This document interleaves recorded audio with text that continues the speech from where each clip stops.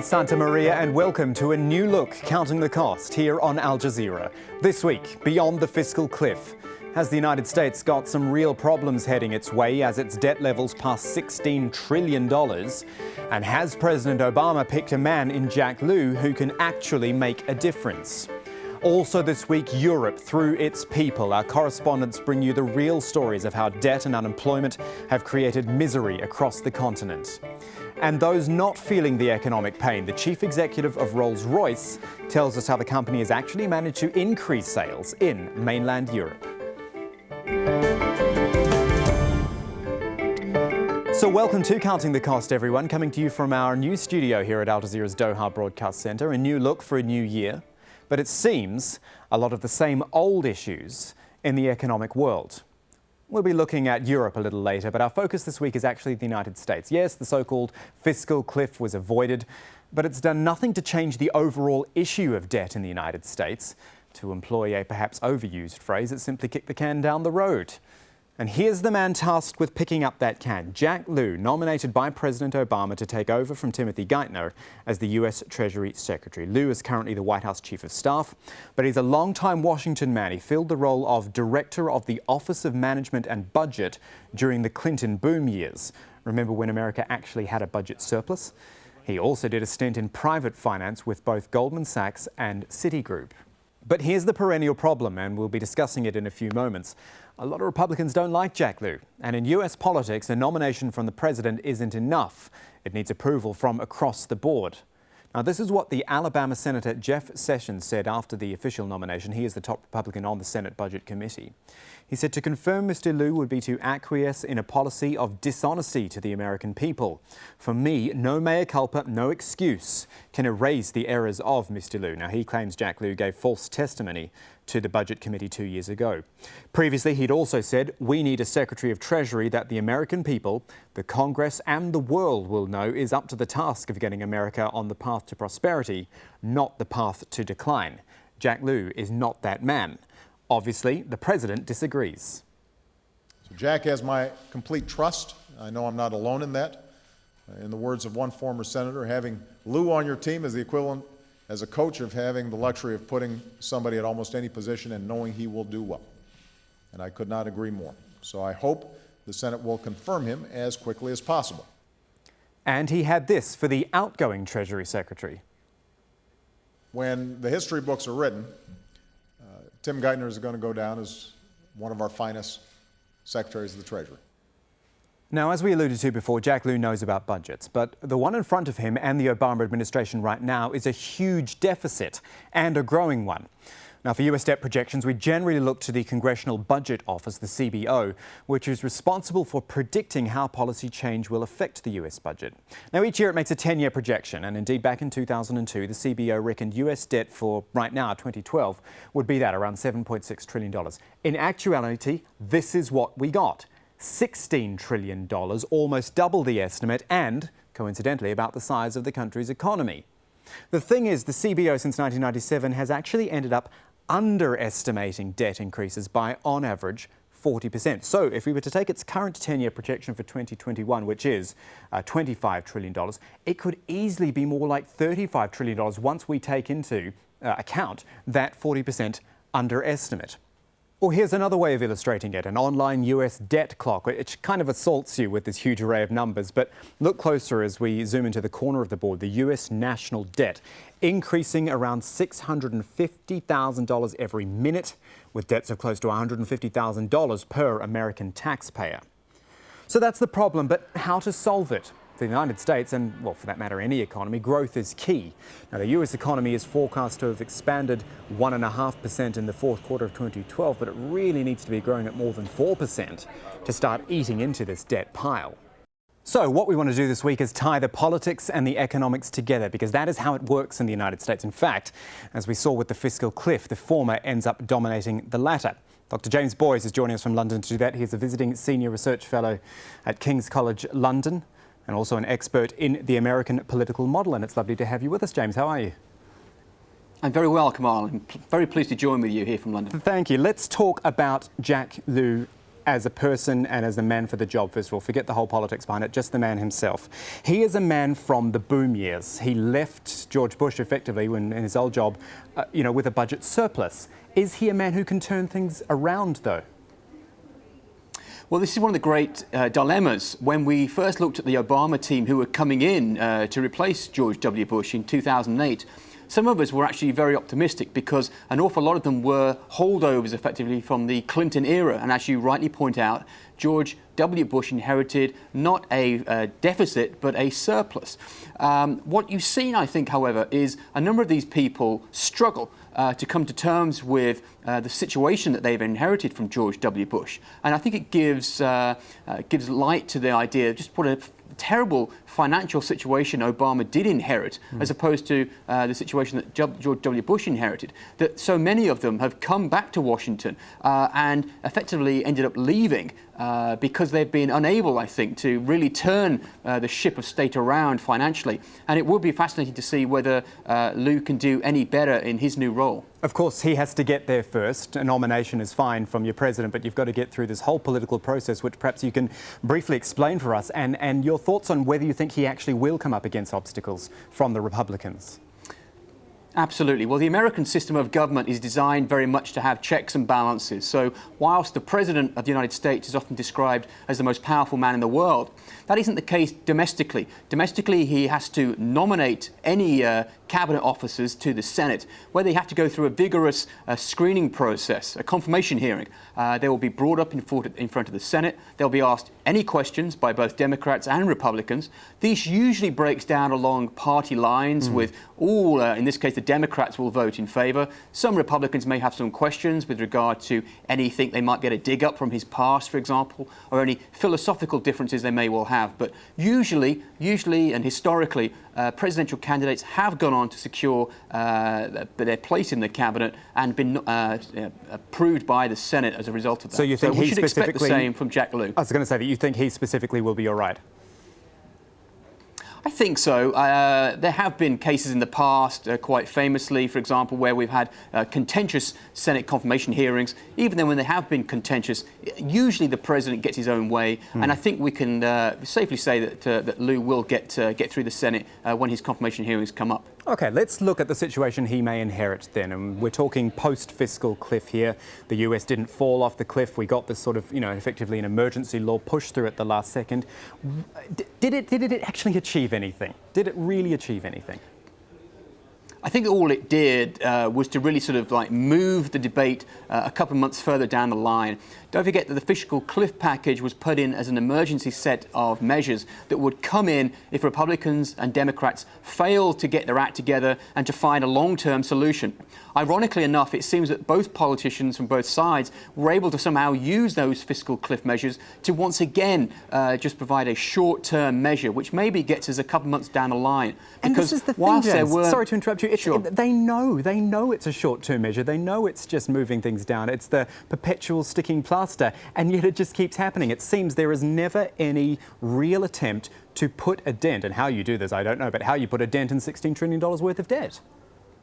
This is the great problem. I mean, we were talking about this before Christmas, and the idea that somehow this package has been put into place, which has raised taxes on some Americans, certainly not on all Americans, and had no impact of any substantial nature on defense spending. This is the great problem. And we come back to your original question. George W. Bush initiated foreign wars without increasing taxation. So you have increased military spending and reduced taxation levels. How on earth anybody got through Economics 101 by thinking that was a way to run the world's largest superpower is anyone's business. And this is very much contributing to the problems that the Obama administration finds themselves in today. OK, so what to do then? I know that's it's not a $64 million question, it's a $16 trillion question. I know you're not a straight economist here, but tell me your thoughts on actually how to tackle, a number which is quite difficult to understand, really, 16 trillion and counting. It is indeed, and I don't think most people can really get their heads around that. Or the fact that actually, by all accounts, and certainly the Congressional Budget Office reckon that the fiscal cliff deal could add another $4 trillion to that amount. If we go back to the 1990s, Bill Clinton, a Democrat, and Newt Gingrich, a firebrand Republican, were able to come together, put their differences aside, and find a way to reduce government spending and issues to do with taxation. We really need to revert to that sort of an approach. And the tragedy, I think, for all of Barack Obama's sort of rhetoric on the stump is that he's really been unable to forge any relationships with Republicans on the House side of things to get any sort of financial deal secured. So Republicans don't want to raise taxes, fine, but Democrats don't want to reduce spending. So you have these, between a rock and a hard place in many respects. But both sides are going to have to give, and neither side's supporters are going to be happy with the solution. But if we keep on like this, heaven only knows where we're going to end up, quite frankly. Well, this is what I was going to ask you, the sort of knock-on effect here, because, I don't know how much over the last few years we've talked about what would happen if Greece defaulted on its debts, or what would happen if Spain, and all the, the spot issues like Dubai and things like that.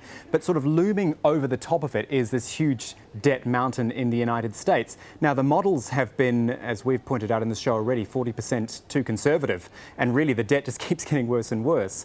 Tell me about potential knock-on effect there if the US has real debt problems. Well, there are many, and perhaps we could have a whole show to discuss these. But in a nutshell, we have issues to do, for example, with confidence. Ultimately, if the American people lose confidence in their leaders, that could have a knock-on effect in terms of affecting democracy. If the markets lose faith in the political leadership in the United States, that would have a knock-on effect upon the American market, which will have a knock-on effect on global markets. We could end up with runs on the dollar, for example, a decision to try and move away from the use of the dollar as a reserve currency. It doesn't take a genius to look and see what's happening in the Far East, for example, with China's market expanding greatly, anywhere between 8 and 10% a year, year on year, to see how it is that people are rightly talking about the new ascendancy of China. And I mean, here in Europe, for example, a lot of people from the left are quite happy to talk about the diminution of the United States and the decline of the United States. It doesn't do anybody any great favours, because that again reduces potential confidence in the United States. But there's no doubt about it, the United States political leadership are its own worst enemy at this point and are doing great damage, I think, to the long-term sustainability of the United States and its place in the world. And on that cheery note, I will say thank you to Dr. James Boyce joining us from London. Thank you. Thank you, Kamal. And still ahead on Counting the Cost, we talk luxury cars with the CEO of Rolls-Royce and the curious statistic of sales in mainland Europe going up. But before that, the complete other end of the spectrum in Europe, the desperate times and, it seems, the equally desperate measures. For some, ending their life can seem like the only option. For those left behind, the struggle with unemployment and debt goes on. We've got two reports for you now which address what can only be termed poverty in Europe. In a moment, Rowland reports from Spain. First, this from Charlie Angela in Italy. Buying fresh fruit is a luxury Tiziana Marrone really can't afford. She lives a lonely life, and she blames the ignorance of bureaucrats and politicians for the death of her husband. Video from a mobile phone captured the images of a suicide that shocked Italy. A man, tormented by his tax debts, had bought 30 litres of petrol, then set fire to himself and his car. Giuseppe Campagnello was a self-employed bricklayer married for 27 years, devoted to his wife Tiziana, who emigrated to Italy from Australia when she was a child. What was happening to my husband in my husband's life, I didn't know. I knew everything after his death, after what happened to him. Last March, in shock, Tiziana found herself embroiled in anti-austerity protests. Her mourning hadn't even started. When I look at those photos, I can't believe that it's me. I can't believe that all those people was around me. The charred mark where Giuseppe set himself and his car alight remains, in front of the tax offices to which he owed more than $250,000. Time has moved on, and with it a colossal debt burden for his widow. The summer has passed, the media spotlight has faded, and the winter has brought a dull and painful reality for Tiziana. Bologna, with all its wealth, all its beauty, can't offer her any help. Tiziana can't find a job, she can't afford anything near luxury and gets by on Giuseppe's pension, $600 a month. I can't buy anything. If I want to buy a pair of gloves, a pair of socks, I can't buy them. She now owns their apartment but can't afford to heat it and may have to sell it to pay off the debts. And she's haunted by what her husband, perhaps through pride and fear of shame, couldn't tell her. He had to talk with me. That's the only thing that he had to do. Talk with me, that's it. And he didn't do it. Jerez in southern Spain, famous for sherry and flamenco dancing, and for being the most indebted city in the country. Jerez owes $6,000 for each of its inhabitants.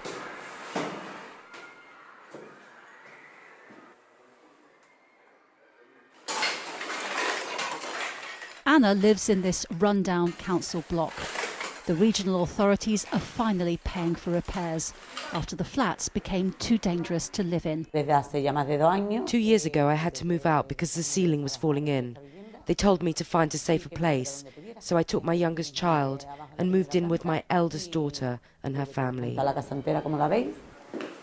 Public services are disappearing in Jerez, so Anna and her neighbours turn to the city ombudsman for help. But he won't be around for much longer. The city is scrapping the position. This is not only taking place in Jerez, it's happening all over Spain where the popular party is in power. They don't want independent watchdogs who witness what they are doing. This economic crisis is completely distorting society. Families are trying to hide their poverty from the neighbours, and grandparents are using their savings to support younger members of the family. Anna goes with her daughter Lorena to collect her grandson from school. Lorena has been out of work for 5 years. Her husband is in the same situation. So Anna is supporting the whole family on her salary of just over $1,000 a month. This subsidised supermarket is a lifeline for Lorena. It's run by the Catholic Church, and struggling families can get food for a fraction of what it costs in normal shops. What keeps me awake at night is the fear that I won't be able to feed my child, not having money to pay my mortgage and being evicted from my house. I'm also worried that the electricity and water will be cut off.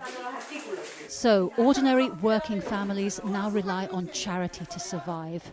And the church is taking on the social welfare role abandoned by the state.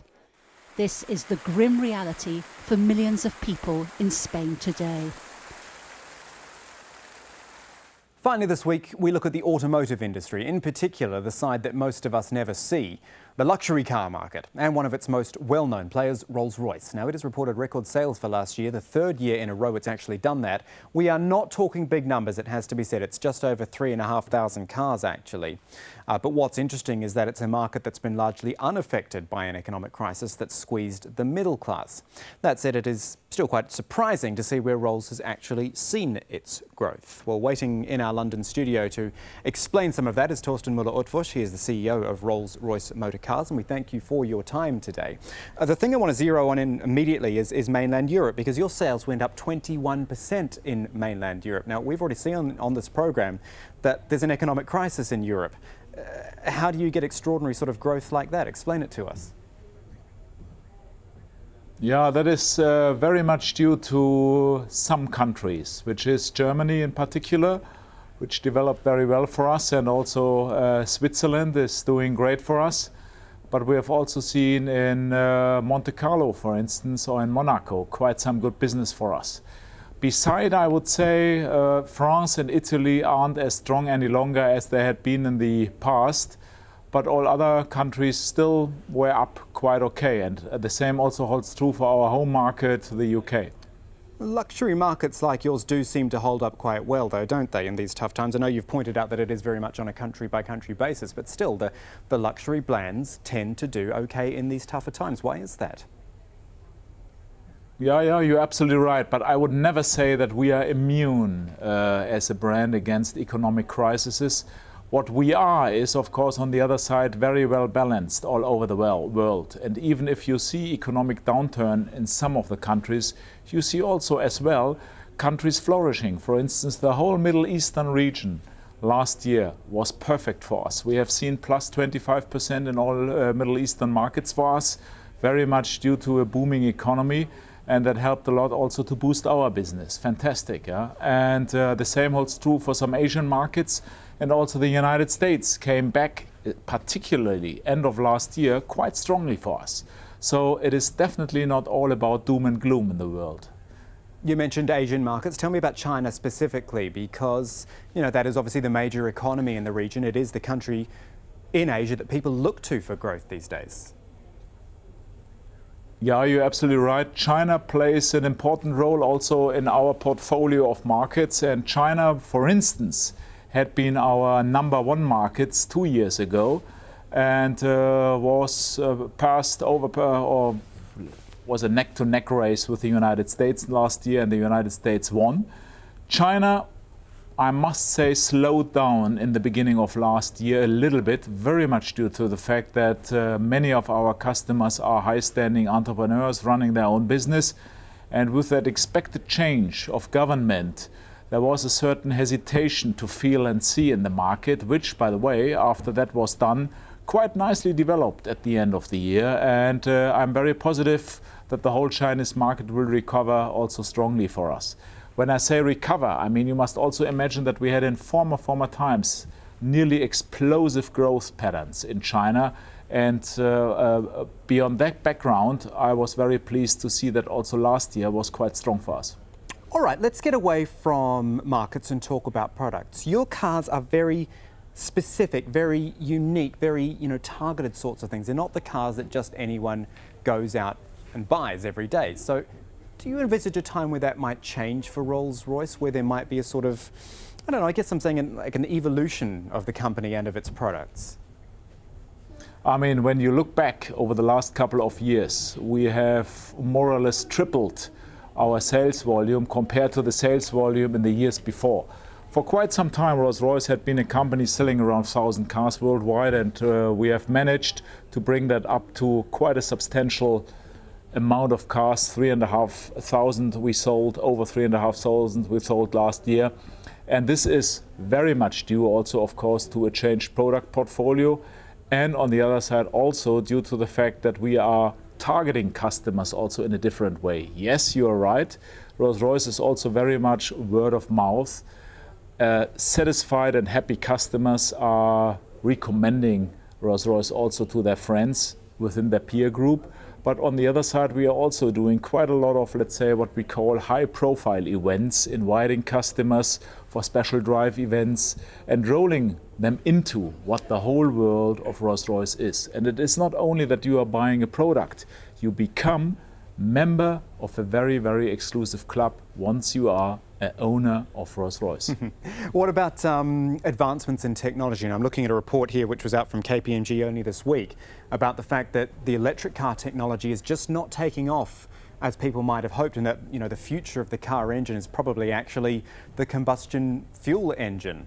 Is green technology something that you look to in the future for your very sort of narrow brand of cars? Yeah, we did. We looked into that, and we are still looking into that. We have launched 2 years ago an experimental car, which was a fully electric Phantom, Rolls-Royce Phantom. And the reason for that car was, you can say it was a market research experiment, because I wanted to get feedback from our customer base and also potential customers. What is their opinion about what I would call an alternative drivetrain in Rolls-Royce? And I must say that the feedback was quite ambivalent from our customers. Over 500 we put behind the wheel. So it is a direction which we further explore on, but probably not the final solution. The final solution probably goes in future more into the direction of a plug-in hybrid for Rolls-Royce. It would be quite something, wouldn't it? Torsten Müller-Ottfusch, the CEO of Rolls-Royce Motor Cars. Thank you for your time. We do appreciate it. Thank you very much. And that is our show for this week, our first for the new year and our first from our new home. But there's plenty more for you online at aljazeera.com/business. That is where you'll find the latest business headlines and a link to the Counting the Cost page where we keep you updated with a blog of what's coming up on the show and post all of our previous episodes online as well. If you want to get in touch too, you can tweet either me at Kamal AJE, our business editor at Abid Oliver Ali, or drop us an email. The address to send that to is countingthecost@aljazeera.net. But that is it for this edition of Counting the Cost. I'm Kamal Santa Maria from the whole team. Thanks for joining us. The news on Al Jazeera is next.